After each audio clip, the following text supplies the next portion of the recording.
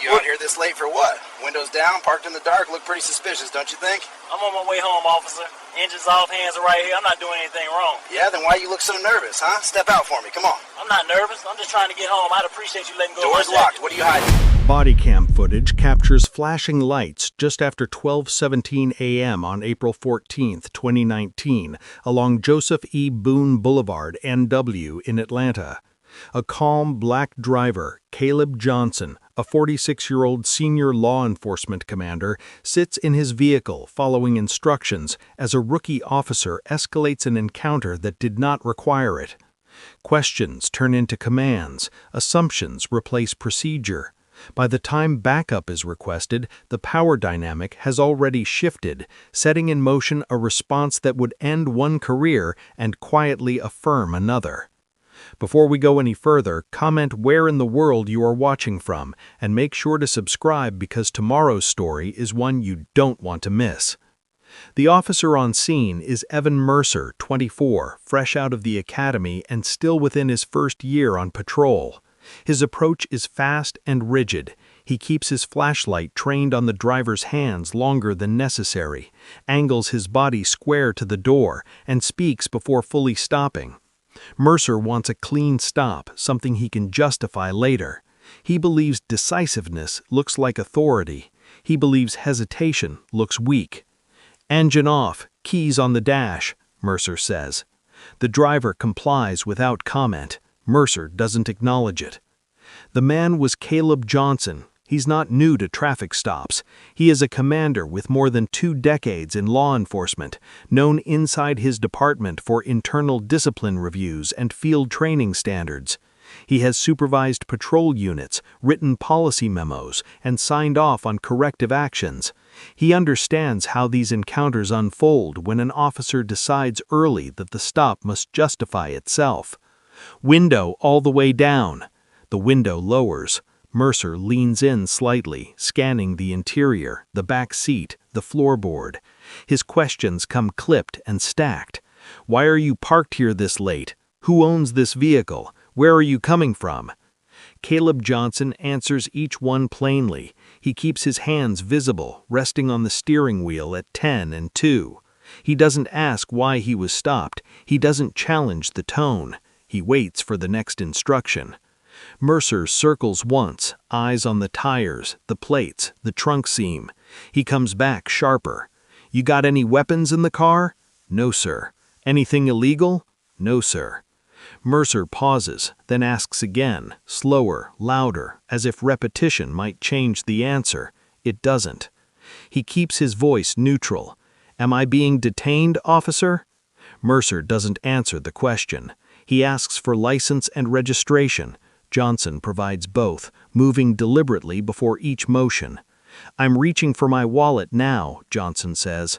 Mercer nods once, eyes fixed, then steps back to the cruiser. The body cam records radio chatter as Mercer runs the information. No alerts, no warrants. The return comes back clean. Mercer doesn't end the stop. He returns with a different posture, shoulders higher, chin up. "Step out of the vehicle." Johnson looks forward. "For what reason, officer?" Mercer tightens his jaw. "I'm asking you to step out." Johnson opens the door and steps onto the pavement. He stands straight, feet shoulder-width apart, hands visible. Mercer positions him near the front of the cruiser. "Turn around," Mercer says. Johnson complies. Mercer doesn't cuff him. He pats down quickly, unnecessarily firm. When he's done, he doesn't say the stop is over. He keeps talking. "What do you do for work?"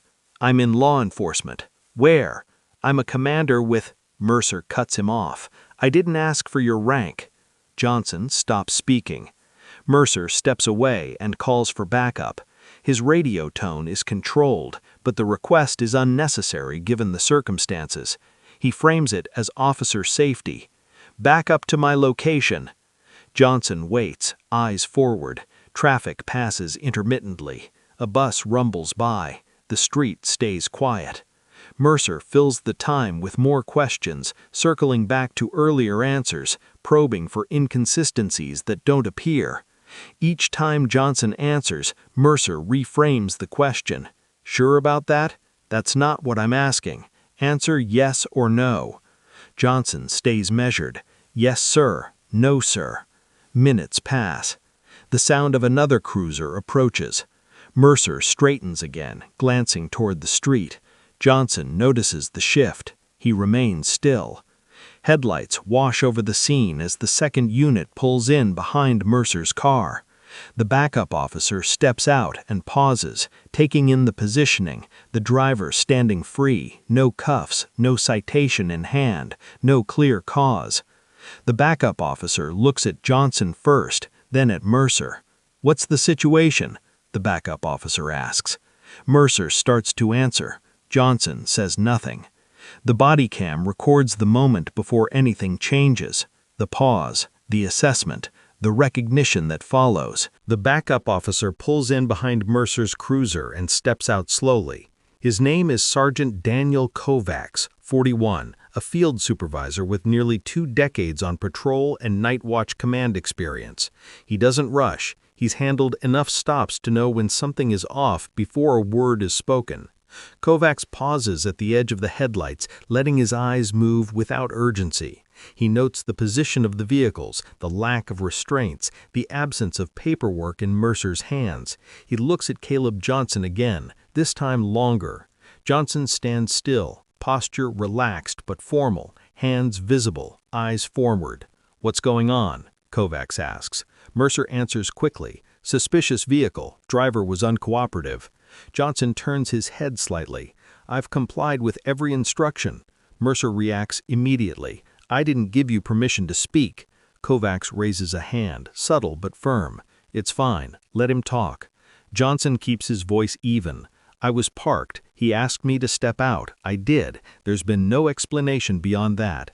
Kovacs nods once. He looks back at Mercer. "What's the violation?" Mercer hesitates. "He was parked in a high-crime area after midnight." "That's not a violation," Kovacs says. Mercer shifts his weight. "I'm still investigating." Kovacs glances at the patrol car, then back to Johnson. "Sir, do you have identification on you?" Johnson reaches slowly into his jacket pocket. "I do. I'm going to hand it to you." He produces his credentials and extends them without stepping forward. Kovacs takes them, looks down briefly, then looks back up at Johnson's face. His expression changes, not dramatically, but enough to register. He checks the credentials again, this time more carefully. He straightens. Mercer notices. "What is it?" Kovacs doesn't answer right away. He hands the credentials back to Johnson with both hands. "Yes, sir," Kovacs says. The word lands differently than anything spoken so far. Mercer frowns. "Sir?" Kovacs turns slightly toward Mercer. "This is Commander Caleb Johnson." Mercer blinks. "Commander of what?" Johnson answers himself. "Regional Operations." There is a brief silence. Traffic passes. The cruiser lights continue flashing. Mercer lets out a short laugh, dismissive. "That doesn't change anything." Kovacs's voice stays level. "It does." Mercer's tone sharpens. "I'm running this stop." Kovacs looks at Mercer directly now. "No, you're not." He gestures toward Johnson. "You requested backup for officer safety. I'm here. I'm assessing." Mercer opens his mouth to respond, then closes it. He looks back at Johnson, then at Kovacs. Johnson remains quiet. Kovacs asks Johnson, "Commander, were you informed of the reason for the stop?" "No," Johnson says. "Were you cited for anything?" "No." "Were you told you were under arrest?" "No." Kovacs nods again. He turns to Mercer. "Why is he still here?" Mercer's answer comes slower this time. "I was just making sure." "Making sure of what?" Kovacs asks. Mercer doesn't answer. Kovacs exhales, controlled. "You don't detain someone to make sure when there's no cause." Mercer's shoulders tense. "He challenged my authority." Johnson speaks calmly. "I asked if I was being detained." Kovacs looks at Mercer. "That's not a challenge." Mercer looks away, jaw tight. Kovacs steps half a pace toward Mercer, lowering his voice but not his firmness. "You need to end this." Mercer shakes his head. "Not yet." Kovacs straightens. "Yes, now." Mercer turns toward his cruiser, then back again, as if weighing his options. He keys his radio, then stops himself. He looks uncertain, the first time since the stop began. Kovacs addresses Johnson again. "Commander, you're not being detained. You're free to go." Johnson nods. "Understood." As Johnson turns toward his car, Mercer steps forward. "Hold on." Kovacs reacts immediately. "That's enough." Mercer freezes. Kovacs steps between them, positioning his body deliberately. "You've already overstepped." Mercer's voice rises. "You're taking his side." Kovacs responds without hesitation. "I'm following procedure." Johnson opens his car door. He pauses, looking back briefly, not at Mercer, but at Kovacs. "Thank you." "Yes, sir," Kovacs replies.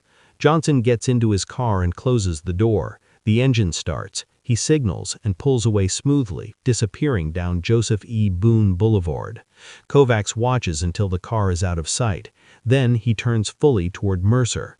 "What was that?" he asks. Mercer shrugs defensively. "I was doing my job." Kovacs heads his head. "No, you weren't." He gestures toward the cruiser camera. "Everything you did is on record." Mercer scoffs. "So what?" "So this becomes a problem. For you." Mercer crosses his arms. "He shouldn't get special treatment." Kovacs responds without hesitation. "He got the treatment he should have had from the start." Mercer looks away again, breathing faster now. Kovacs keys his radio. "Supervisor to my location." Mercer's head snaps back. "Why?" "Because this doesn't end here." They stand under the flashing lights in silence, waiting, and somewhere else in the city, a commander makes a phone call. The supervisor arrives without urgency, parking behind the two cruisers and stepping out into the spill of red and blue lights.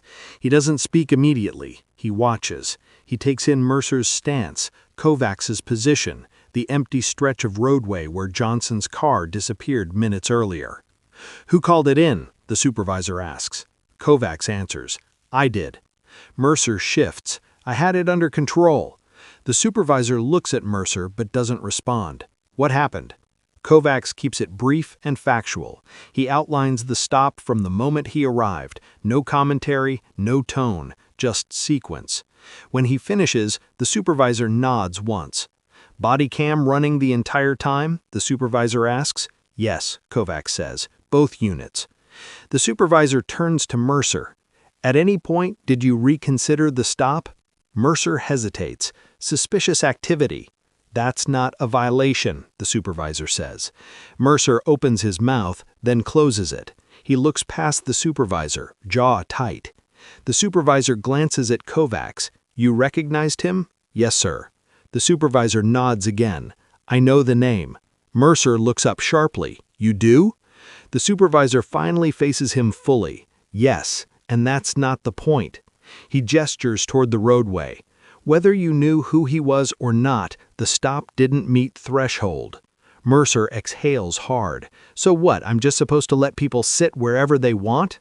"You're supposed to articulate cause," the supervisor says. "You're supposed to de-escalate when there is none." Mercer looks down, then back up. He talked back. The supervisor doesn't raise his voice. He asked a legal question. There's a pause. The supervisor turns slightly, angling his body away from Mercer. He keys his radio and requests a unit number and timestamp. Then he stops and looks at Kovacs. "Walk me through the credential moment." Kovacs explains how Johnson handed over his identification, how he confirmed it, how the information aligned with what he already knew. The supervisor listens, nodding. When Kovacs finishes, the supervisor looks back at Mercer. "At any point," the supervisor asks, "did you reconsider the stop?" Mercer doesn't answer. "At any point," the supervisor repeats, "did you think you might be wrong?" Mercer swallows. "I didn't want to look weak." The supervisor lets the words sit. "Authority isn't about looking strong," the supervisor says. "It's about knowing when you don't have it." He gestures toward the cruiser. "Sit tight." Mercer stiffens. "Am I being suspended?" "Not right now. Right now, you're being removed from patrol." Mercer's shoulders sag slightly as he walks toward the car. He opens the door and sits, staring forward.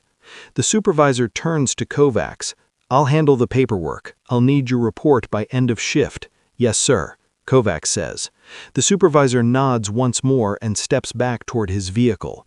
Before he leaves, he pauses and looks at Kovacs. "You did the right thing," he says. Kovacs nods, but doesn't respond. The supervisor drives off. The lights fade. The street returns to quiet. Kovacs remains standing beside his cruiser for a moment, then reaches up and turns off his own lights. He leans against the hood, exhales, and looks down the road where Johnson disappeared. Several miles away, Caleb Johnson pulls into a quiet side street and parks. He sits in the car for a moment before reaching for his phone. He makes one call. He doesn't raise his voice. He doesn't describe feelings. He describes actions. "I was stopped. No citation, no cause. Backup arrived. Supervisor was called." There's a pause as he listens. "Yes," Johnson says, "I'll document it in the morning." He ends the call and sits for another moment before driving on. Back on Joseph E. Boone Boulevard, Kovacs finishes his notes. He types slowly, deliberately, sticking to what he observed. When he's done, he signs the report and submits it. As he closes the laptop, a thought crosses his mind, not about the stop, but about what came next, the gesture that would later be referenced in internal briefings and training discussions. When Kovacs first returned Johnson's credentials, before the supervisor arrived, before Mercer realized what was happening, Kovacs had done something small but deliberate. He had straightened his posture. He had brought his hand up, fingers aligned, palm angled correctly. It wasn't for show, it wasn't for the camera, it was a salute. Not because of rank alone, but because of recognition, of conduct, restraint, and command presence under pressure. No one spoke about it at the time. Mercer didn't understand what he was seeing. The moment passed quickly, almost unnoticed, but the footage would capture it clearly. And later, in a review room, paused and replayed frame by frame, that single gesture would become the clearest dividing line in the entire incident. One officer escalated to prove himself. Another recognized authority and stopped it. And the consequences were already in motion. The review begins 3 days later in a small conference room at headquarters. No press, no announcements. Just a supervisor, internal affairs, and a monitor playing body cam footage from multiple angles. The room stays quiet as the stop unfolds exactly as it happened.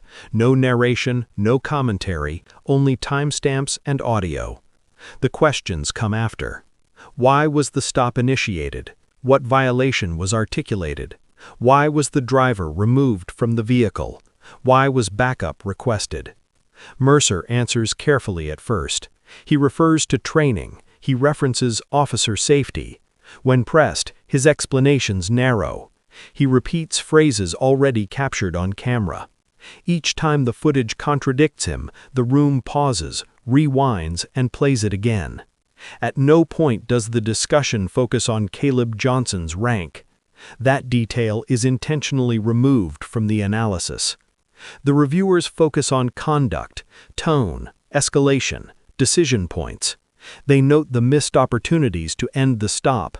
They highlight the moment Mercer dismisses a lawful question as challenging authority. They mark the radio call for backup as unjustified. By the end of the session, the outcome is clear. Mercer is placed on administrative leave pending termination. His probationary status shortens the process. There is no arbitration, no drawn-out appeal. The paperwork moves quickly. 2 weeks later, Mercer resigns. The department releases a short internal memo. It avoids names. It emphasizes training standards and procedural compliance. Mandatory refresher sessions are scheduled for patrol units, using anonymized footage from the incident. The salute is shown during those sessions, paused, replayed, not as symbolism, but as instruction. Sergeant Daniel Kovacs continues his normal assignment. He's asked to assist with training for new officers, not as discipline, but as example. He doesn't speak publicly about the stop. When asked privately, he keeps it simple. It was a bad stop. It didn't need to go that far. Caleb Johnson files his report the morning after the incident. It's factual, timed, detailed. He does not request disciplinary action. He does not contact the media. He submits the report through official channels and moves on. Weeks later, he's asked to sit in on a policy discussion regarding nighttime patrol discretion. He listens more than he speaks. When he does speak, it's measured. Authority, he says, shows up in restraint. The incident never makes headlines, but inside the department it circulates quietly, shared in briefings, referenced in training, cited during evaluations. Officers talk about it without naming it. Remember that Boone Boulevard stop? Someone will say, and everyone knows. One officer tried to assert control without cause. Another recognized command without being told. And a system, briefly exposed, corrected itself the only way it knows, on record, on camera, and without applause.